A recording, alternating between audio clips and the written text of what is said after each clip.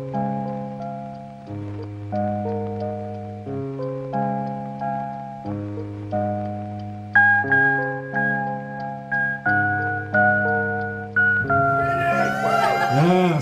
yes. God, I love all of you. I am fucking drunk and horny. So, just so you know, all right? I get a little touchy when I'm drunk. Just bear with me, all right? You'll like it. I'll fucking make sure of that. Anyways, I was, first off, I want to thank all of my current job employee friends that showed up. Thank you so much for breaking the bonds of slavery and coming out tonight. Yeah, boo slavery. What are you clapping for it? It's fucking awful. So I wanted to first start off because I heard through the grapevine that the director of operations was going to be here tonight of our current company, and the CFO, and they were just fucking with me, I think, because they didn't show up. Why would they come here on a fucking Thursday night? Is he here? Where's he at? Yeah, that's what. Isn't that? Shouldn't you be up his ass? Isn't that how that works? You're never gonna get ahead. But I want to say something about my current job and jobs in general. Have you ever had a job that's so shitty, just so fucking terrible shitty, that you fake a heart attack just to have a fucking day off? Oh, yeah. Yeah, there's a guy that I work with that did that.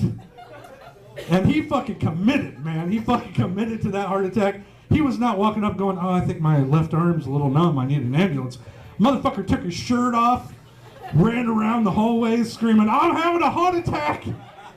Oh, God. It was like fucking Sanford and Son. It was like, I'm coming to see you, Margaret.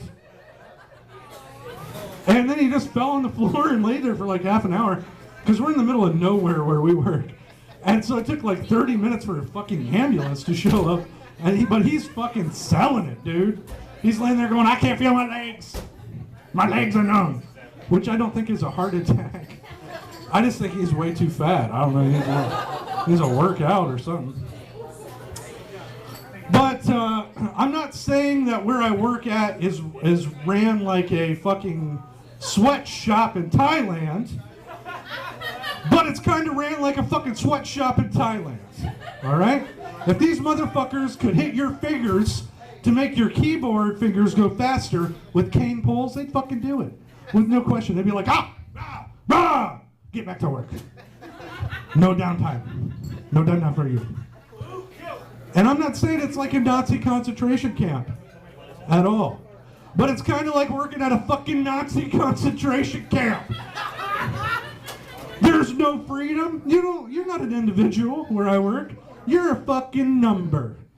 You're the guy that makes the company $1 gazillion and then they'll fucking fire you the first time they get the chance because you make too much money. They're awful.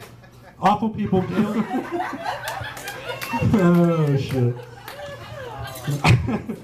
But, you know, I have a lot of bad days at work. Most of those entail me staring out a window and I look up at the sky and I wish just for one moment that I've done something with my life that mattered. And I wonder if there's a person across town in a better office looking out that same window thinking the same things. I don't have anything to go with that. That's just my hope. I just hope there's somebody that's out there that's as miserable as I am. Oh, I know. I'm a miserable prick. But there was something good the other day that happened at my job, and it made me feel good in my heart. Basically, there were like a group of 20 to 22-year-olds talking about giving blowjobs. And real detailed about it, too. Just getting into it. Just like I was like this. And it made me feel good in my heart because I thought that blowjobs were like something that's going to be in the past. Like, it seems to me like we're all going away from that, you know, with the internet and fucking Facebook and all that. It's just good to know that the future isn't going to be this dry dick Jetsons episode where George is hitting his wife. He's like, you never give me a blowjob. Or the like fucking Minority Report where it's a crime. Like, bloop, bloop. Those 3 retarded people sit up out of their fucking thing and they're like, man, blow job, blow job, blow job. And then the little ball rolls down the thing and Tom Cruise gets his and it's murder because he's a better detective. And I get mine and it's like, blowjobs, fuck. Fucking kids. But good. 22-year-olds keep having sex and doing blowjobs, all right? It's good for the economy. It really is. And it made me think about my first sexual experience. Oh, God. Yeah, goddamn's right. So I decided I would share it with all of my intimate friends here tonight. You guys want to hear it? Yeah! Suck that dick! Suck that dick! Everybody wants their fucking first time to be special. Everybody does. Bed of Flowers, Boys to Men. I have come to the end of the road. But it wasn't like that at all. Not in the least little bit. Here's what my first time was. It was at a party. I was invited secondhand because nobody really likes me. And so I'm standing in the corner with my buddy Frank, who couldn't be here tonight because he has one of those families you hear about. But I'm standing against the corner, just drinking a beer, you know, having a good time. Similar to that. And this girl walks up next to me and she goes, all I want is somebody to fuck me. And I looked right at her and I said, hey, I'll fucking do that. I'll fuck you right now. Turns out she was the hostess of the party. So we went to her bedroom half an hour later, doing a little making out. She's like, you know, I kind of like if you know, guy to go down on me for a little while. And I was like, whoa, that's way too intimate. I like to like get to know a girl before I do some shit like that. Maybe take her on a few dates. Did somebody say what? Yeah, it's very intimate. So anyways, I said, get your pants off and put your hands against the wall.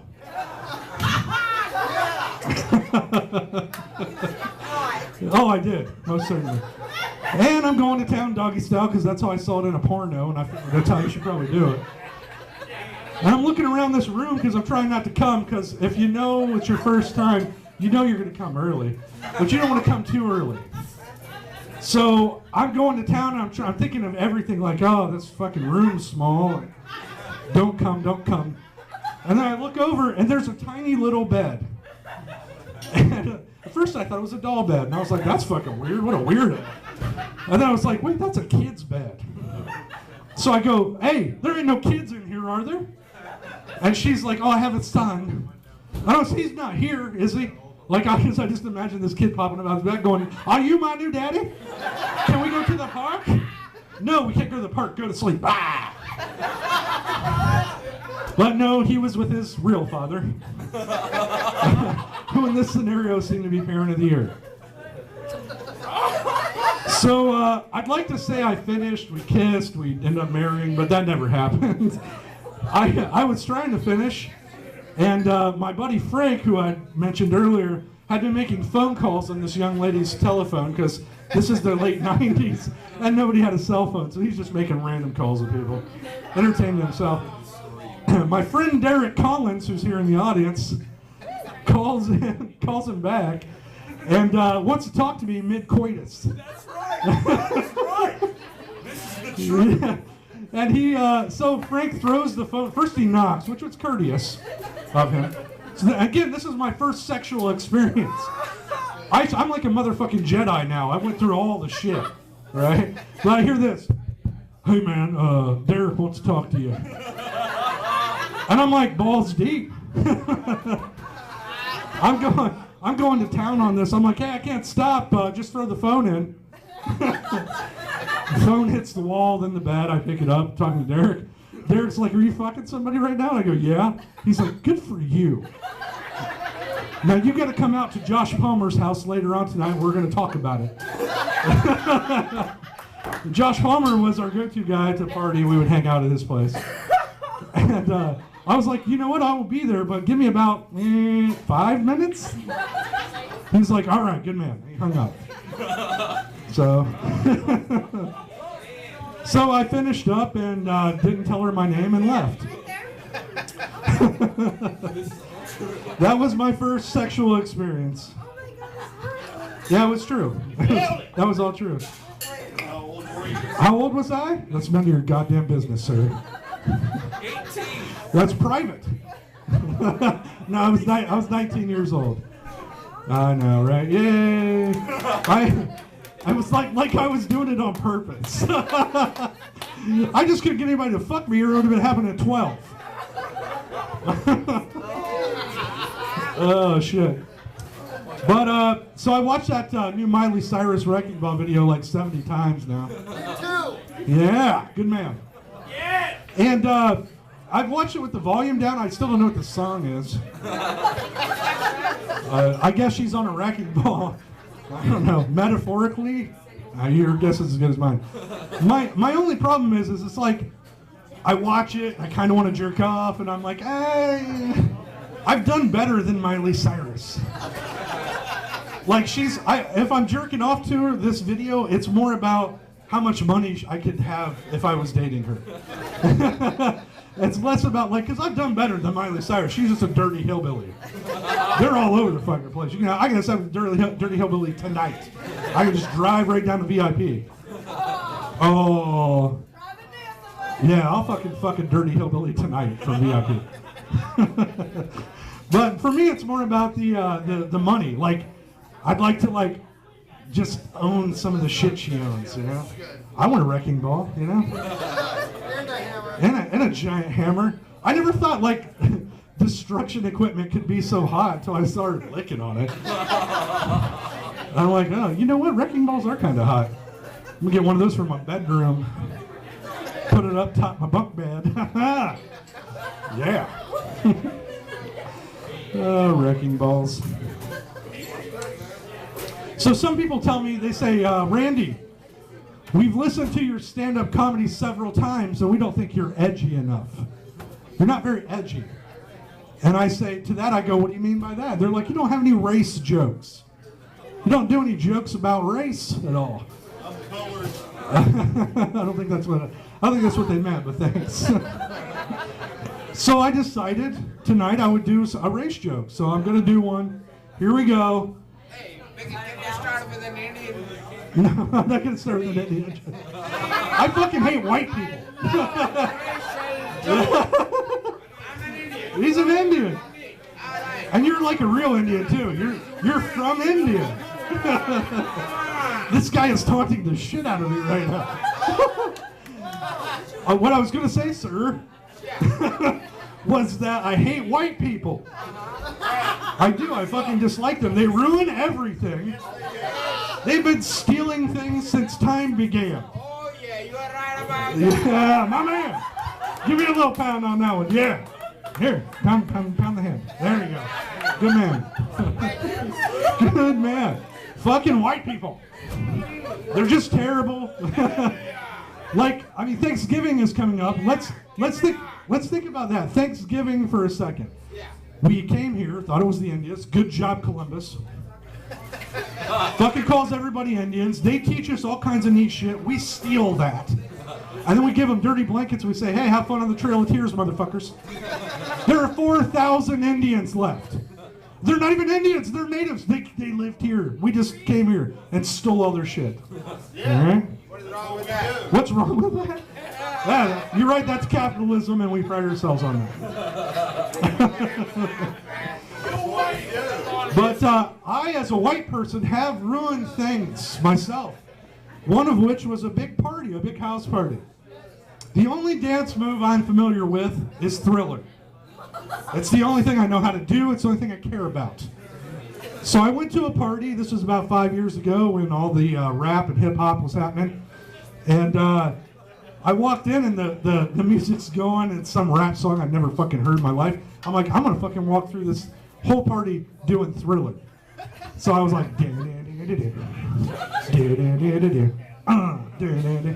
to the point where everybody stopped and is watching me, and they're like, this is a Thriller, man. I'm like, yeah, I know, but I like that song and I enjoy the dance moves. And it's all I know how to do. Come on.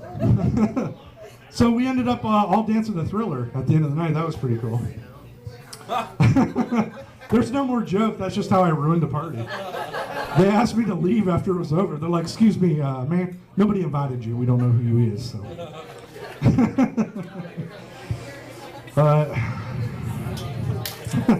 And you know what's weird? Why don't we hear about any East Coast versus West Coast rap battles anymore?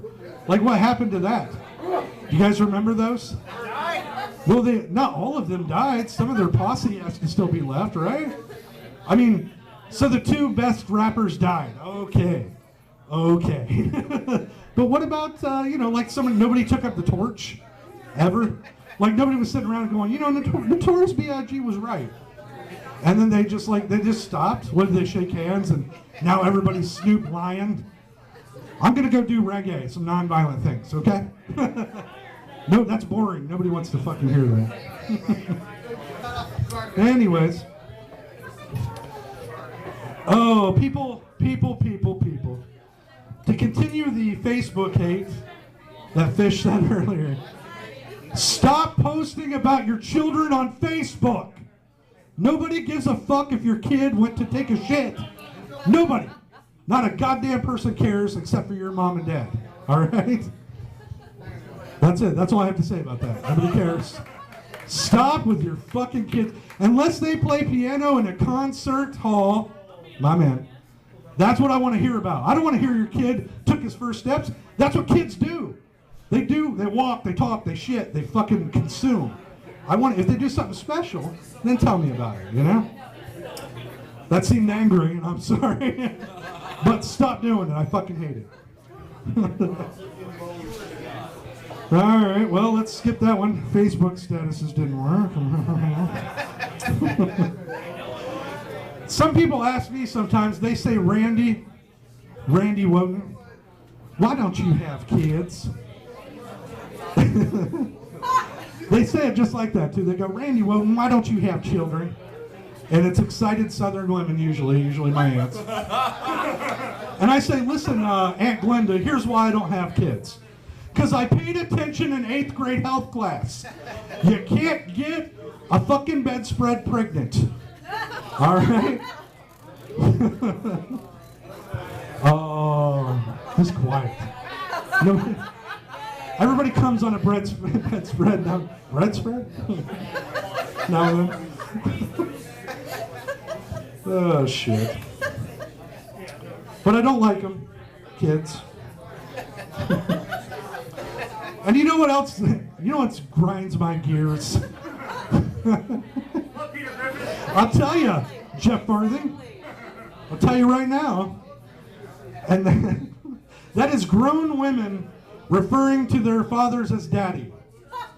If you are over 8 years old, you don't get to call your dad daddy anymore. Call him pops, dad, father, weekend guy. But it grinds my gears when I hear somebody go, my daddy bought me something, and you're like 40 years old. Your daddy did what now? Is he a pimp? I mean, like if you're like in a pimp situation, then for sure refer to that pimp as daddy, because that's way better than saying my pimp said I owe you my money. But if you're 44 years old and you're like really in love with your father, that's just fucking creepy. Am I wrong? Thank you. My man.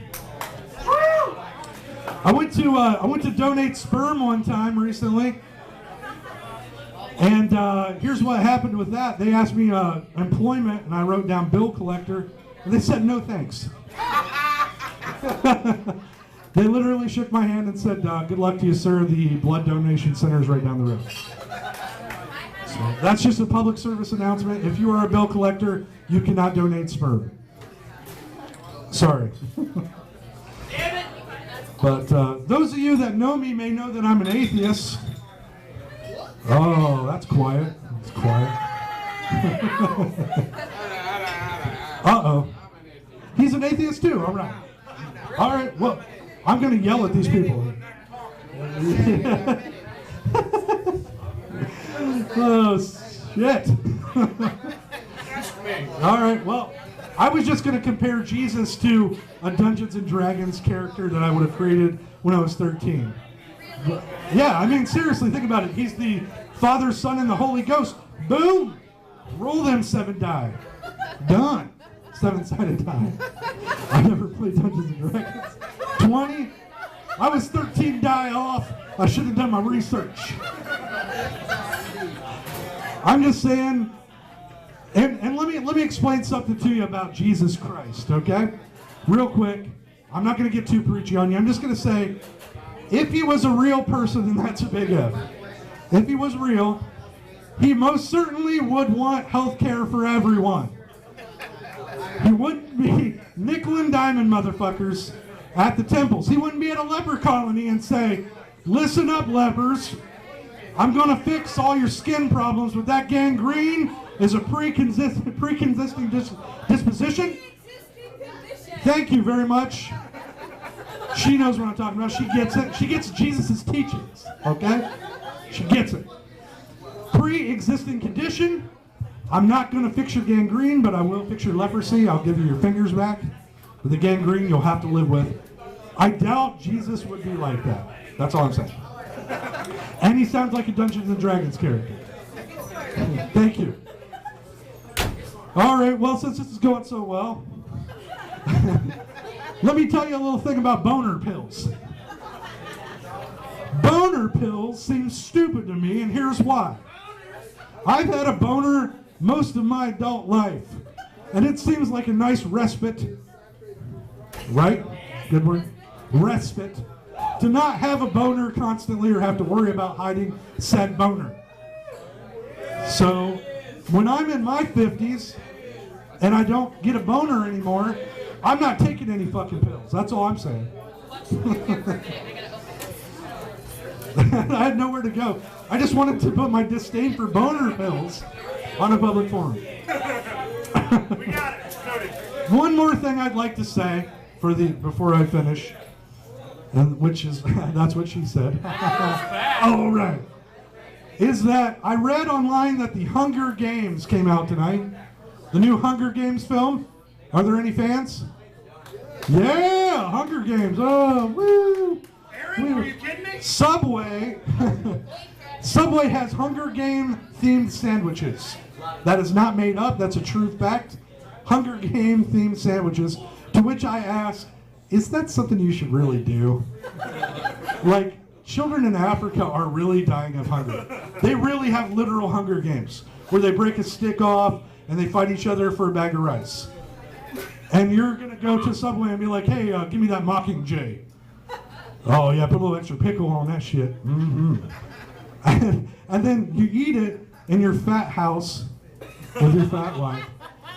And you go, yeah, you know, it was a good movie. But you don't think about the African kids, and that's what I need you to do. I need you for a moment to just stop and go, man, some people have it way worse than we do. And that's my whole theme tonight. Is as the holidays approach, I want you to remember how good you fucking people have it. Let the